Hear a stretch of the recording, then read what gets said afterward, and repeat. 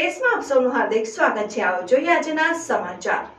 Online KYC પ્રક્રિયા દ્વારા bank account ખોલાવી નાણાકીય છેતરપિંડી કરતા પશ્ચિમ બંગાળના ઈસમની ધરપકડ કરતી વડોદરા શહેર સાયબર ક્રાઇમ પોલીસ સ્ટેશનમાં ફરિયાદી રાકેશ ભૂકીલાલ મોતીકુરવા વડોદરા શહેરનાઓએ ફરિયાદ આપેલ કે તેઓના મિત્રને કુરિયર મોકલવા માટે ગૂગલમાં બ્લુડર્ટ કુરિયર કંપનીની કસ્ટમર કેર નંબર સર્ચ કરેલ, ત્યારબાદ તેઓને વોટ્સએપમાં બુકિંગ ફોર્મ મોકલવામાં આવેલ, જેમાં વિગતો ભરી તેઓએ ₹5 મોકલેલ અને ગૂગલ પે એપ્લિકેશન ઓપન થયેલ, જેમાં તેઓએ પોતાની પિન નંબર નાખેલ, જે કપાતા નહીં।